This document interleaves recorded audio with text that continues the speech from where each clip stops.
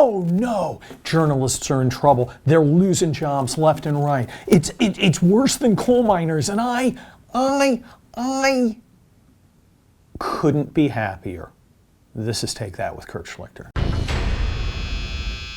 This is an all-hands-on-deck moment for journalism, says a New York Times publisher to Brian Stetler, also known as Tater, everybody's favorite CNN commentator. I'm being sarcastic in case you didn't notice. He's terrible. Stetler says, oh my gosh, journalists have lost more jobs than coal miners. Oh no, gosh, I can't help but look back just a few years ago, where Barack Obama was talking all about getting rid of coal miners because coal is dirty and icky, and people who live in blue coastal cities think that electricity is made out of magic and wind and solar power. Except for those things aren't really practical. It really comes from things like coal. By the way, your Tesla is not electric powered. It's coal powered anyway. Because of their adherence to that weird weather cult, where they think that a potential change of 1 degree in 200 years is going to destroy mankind. Hint, it isn't. They thought, well, we're going to have to put these coal miners out of work. Now, to them, it didn't really matter because they're coal miners and they're in places like West Virginia and stuff, and they're icky and they're dirty, and they probably have bad ideas and think there are only two genders. They're bad people, and they ought to get together and learn coding.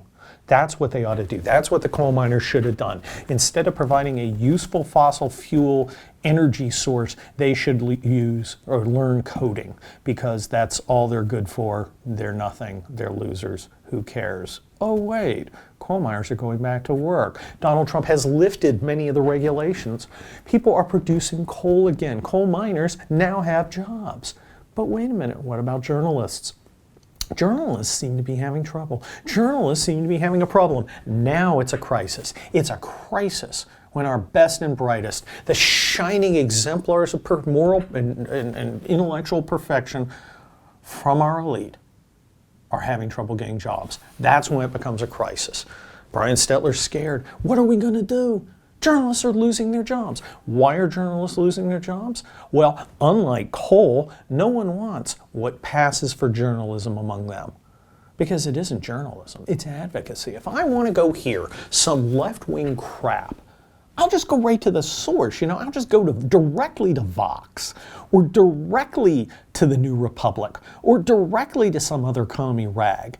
I don't need to go to some allegedly objective news source like the New York Times or Washington Post if I want to hear commie crap.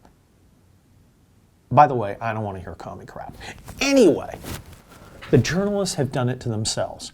They have worked themselves out of the market by working themselves into a frenzy for every left-wing cause, fetish, and taboo that comes down the pike. They've thrown objectivity out the door, yet they still want to be treated as neutral arbiters of the truth. You can't have both. You can't be an advocate, and you can't be treated like a neutral arbiter of the truth. It doesn't work. People are fed up, and people don't want what they're selling. Yes, they're selling because the journalists are in business. Now, they don't want to say it. They think they shouldn't be controlled by that evil, icky, dirty profit motive, but they are. If people aren't buying what they're selling, then these journalists are going to be selling Happy Meals. Supersize those fries? Yes, sir, Mr. Reporter.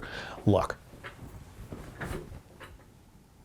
I don't think that it's necessarily a nice thing that journalists are losing their jobs. Oh crap, I do. I totally do. I just don't care. I really don't. I don't. Because these are the same guys who were perfectly happy for what they consider their moral and intellectual inferiors to go around unemployed, on welfare, depressed, driven to opioid use, and all the other horrible things that come with unemployment. They were happy for it. They thought it was, as Nancy Pelosi put it, acceptable collateral damage. Except now the loafer's on the other foot, isn't it? Well, I've got a suggestion for our journalism friends. Learn coding. This is Take That with Kurt Schlichter. Hey, if you like what you see here, come on back every Tuesday and Friday right here. It's outside the paywall. It's free. It's all for you. You can have it. But, and this is important, an important but, you need to sign up for the Rebel TV. There's great stuff in here. All sorts of things.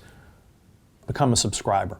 If you want to see more of my stuff, every Monday and Thursday, my town hall column drops. You can always find me on Twitter at Kurt Schlichter, and you should get my book, Militant Normals. It's out there, and it's on an audiobook now, too. You can hear the dulcet tones of me for 1 or 2 chapters, and the rest, the magical Tony Katz. I'll see you next time on Take That with Kurt Schlichter.